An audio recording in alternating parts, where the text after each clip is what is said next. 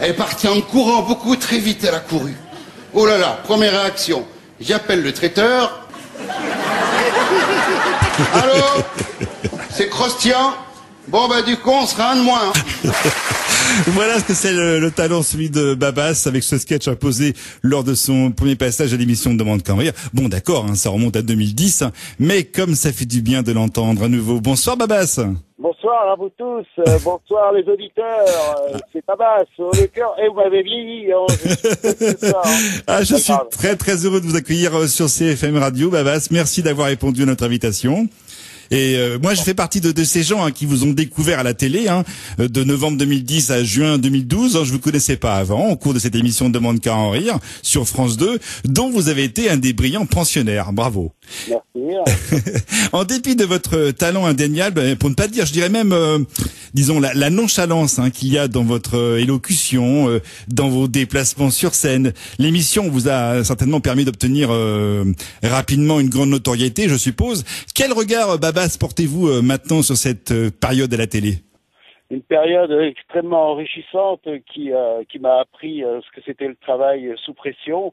Ouais. Donc, fallait faire un sketch par semaine minimum, et puis apprendre à travailler en groupe, parce que moi je suis quelqu'un de très sauvage et très indépendant, et donc ça m'a appris à m'ouvrir aux autres, à me confronter à des comédiens qui étaient beaucoup plus forts que moi aussi, parce qu'il faut accepter qu'il y a des gens qui sont plus forts que toi. Donc j'ai beaucoup aimé cette période parce que ça m'a un petit peu fait voir ce que je n'aurais jamais vu, ce que je n'avais jamais vu tout seul auparavant. Voilà. Alors j'aimerais qu'on remonte un peu le temps, Babas, qu'on évoque, si vous voulez bien, votre passé, notamment ce fameux cirque Archaos, si vous voulez bien. Vous étiez, j'ai lu quelque part, cracheur de feu, puis un jour il y a eu un accident, des brûlures, et vous êtes hospitalisé. Et je crois que c'est là que vous découvrez votre potentiel comique. Et j'ai retrouvé un article de 2005, je crois, dans la presse locale, qui dit, je vous cite, l'humour m'a guéri. Expliquez-nous. Oui, l'humour m'a guéri parce qu'il y a un moment dans ta vie, il t'arrive des trucs, il t'arrive des pains. Alors, où tu décides d'être une victime et tu pleures tout le restant de ta vie, ou tu décides d'en rigoler, de démystifier, puis d'avancer avec d'autres qui ont décidé de t'aider. Voilà, bon, moi, ça a été l'humour à ce moment-là. Je l'ai choisi et je me suis pas trompé. Il y a un moment où tu te dis, si tu commences à pleurer, tu pleureras jusqu'à la fin de tes jours. Alors, faut arrêter, tu gagnes du temps, quoi. Alors, votre seul personnage, et ça, ce qui fait votre richesse, je trouve, moi, votre seul personnage que vous jouez sur scène est ce fameux Crustian. D'ailleurs, je sais pas si je le prononce bien, Crustian. Oui. Un personnage plutôt, alors je sais qu'on dit benet, enfantin, et surtout ayant quand même des difficultés d'élocution, alors que là, quand vous parlez, il y en a pas des difficultés d'élocution. Et pourtant, à chaque fois que je vous observe jouer ce personnage, Babas, moi, je peux pas m'empêcher de penser à un autre comique français qu'on n'oublie pas, et c'était Bourvil. Ouais. Ah, pas mal. ouais. Sans le vouloir, je suis fier d'entendre ce nom. Moi, je pense à Bourvil lorsque je vous vois. Comment d'ailleurs vous est venue l'idée de créer ce personnage? Comment saviez-vous que le public allait forcément adhérer à ce Crustian? Bien, en fait, j'ai créé tout d'abord ce personnage grâce à un vieux pianiste de 75 ans qui était espagnol et qui avait du mal à parler. Et je trouvais que sa façon de parler était très touchante.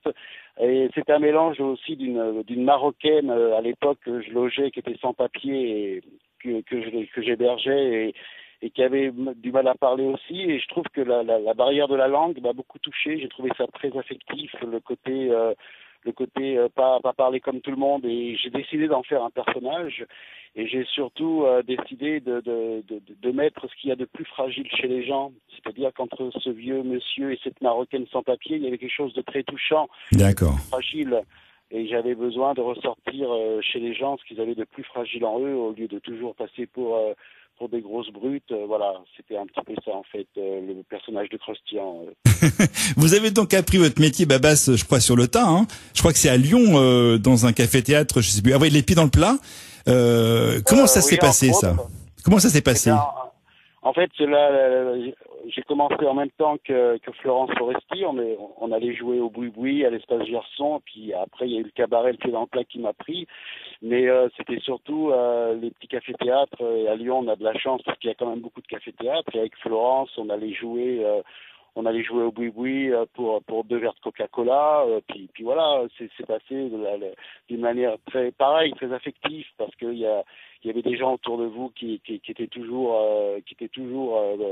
en train de vous encourager, et donc c'est passé. C'est à ce moment-là que vous avez testé le personnage Christian?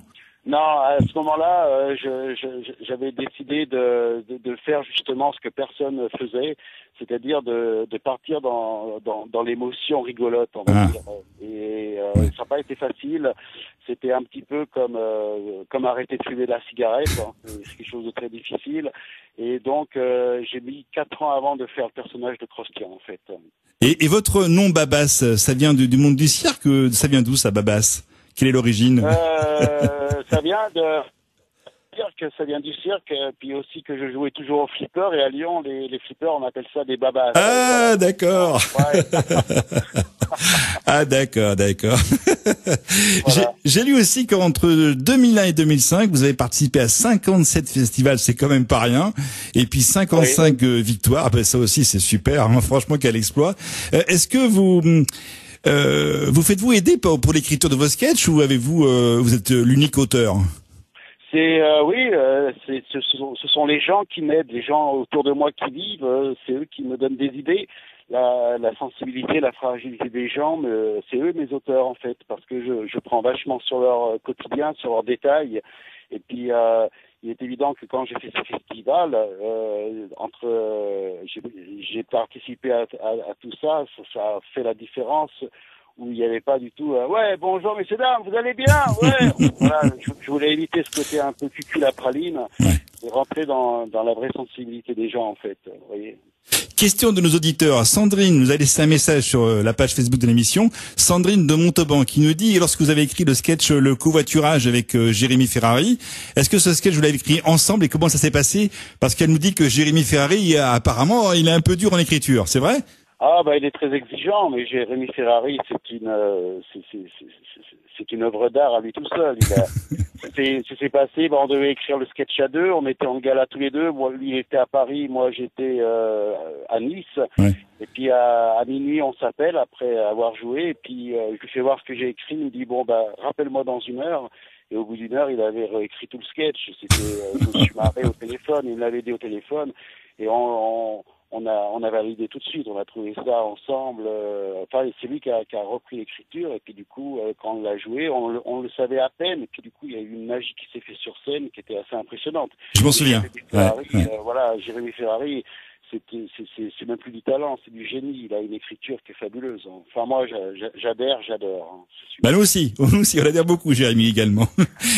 Sylvie de Boissy-Saint-Léger par Internet qui nous dit comment faites-vous pour trouver toujours un autre angle sur des sujets que d'autres ont écrits avant vous? En fait, j'essaye de prendre au plus simple, en évitant l'évidence. J'essaye de fuir l'évidence. Ah, pas mal.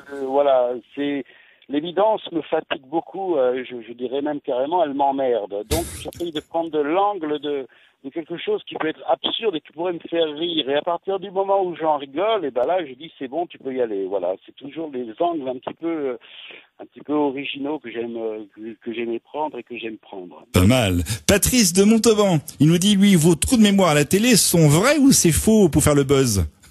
Ah, Patrice de Montauban, il veut connaître mon secret de fabrication. Il y en a eu des vrais, il y en a eu des faux. Après, ils sont quand même souvent vrais, et j'en joue, et ça me rend maladroit, et cette maladresse touche.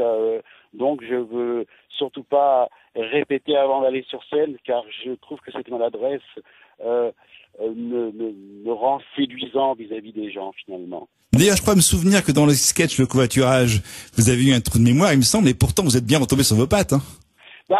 Avec Jérémy, il y a intérêt à retomber sur ses pattes. Sinon, ta gueule après. Non, avec Jérémy, il m'avait mis en confiance. J'avais eu un trou de mémoire, et puis ce que les gens n'avaient pas vu, c'est qu'il, sur le bout des lèvres, il m'avait dit un mot qui m'avait remis sur les rails. Voilà. Ah, on l'a pas vu ça. Ouais, non, personne ne l'avait vu, mais Jérémy, il savait à qui il avait affaire, Jérémy, et donc il a été vraiment super chef sur ce coup-là. Valentine de Montclar de Quercy, ici dans le Tarn-et-Garonne, elle nous dit, pensez-vous que tous les sujets peuvent faire rire et riez-vous vous-même de tout, Babas?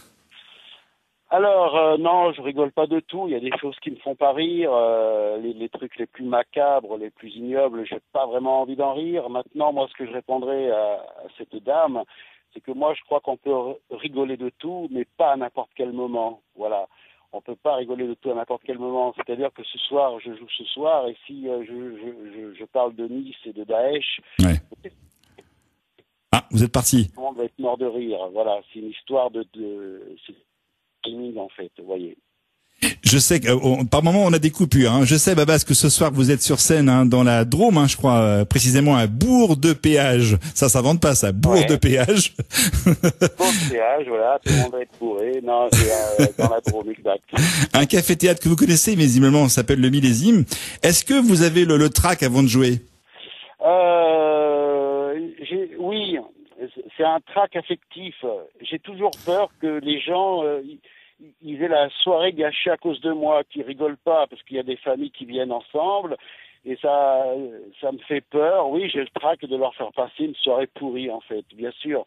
Donc ça motive, et à ce moment-là, en fait, ils sont vite amoureux de toi, les gens. Quand t'as peur de voilà, c'est... Mais justement, est-ce que vous avez un truc avant de jouer? Je sais pas, moi, je sais que Fernand Reynaud, il buvait une petite goutte avant de jouer. Est-ce que vous avez un truc comme ça, un truc qui vous libère avant de jouer? Oui, je pense à des choses positives. Je pense à des jolies choses, des jolis moments que j'ai vécu dans la journée. J'aime beaucoup les mots. Je pense qu'il y a des gens. Bah écoutez, merci Babas, merci beaucoup. Je vous dis merde pour ce soir. Et merci beaucoup. En tout cas, ce que je voudrais dire, tout à l'heure, on m'avait posé la question. Je pense que on peut rigoler de tout, mais pas à n'importe quel moment. Voilà, c'est très important de le signaler. Eh bien, ce sera le mot de la fin. Merci Babas, à très bientôt sur CFM Radio dans Micro-ondes. Et puis, si vous avez la bonne idée de passer un jour par chez nous, eh bien, nous ferons un plaisir de vous recevoir à CFM et de participer même à votre promo. Voilà. Merci beaucoup. Merci. À bientôt, Babas. À bientôt, au revoir. Solange, je verrais bien travailler aux pompes funèbres, parce que lui tout seul, il a enterré la gauche, notre pouvoir d'achat et toutes nos illusions. CFM, le samedi. Vous auriez pas vu une petite vieille avec un jogging et les baskets? Micro-ondes, 19h, 21h. Non mais ça va pas, non? Mesdames, messieurs, bonsoir. Avec Gilles. Réunion de Cossonne, tous dans ma bouche, mon arrière-train prendra 3 fois. Oh, je me suis choqué tout seul, dis donc. Avec Gilles, le samedi. Des conneries comme ça, non mais allez vous faire foutre. Micro-ondes, CFM, 19h, 21h. Non mais si ça vous intéresse pas ce que je raconte, dites-le franchement.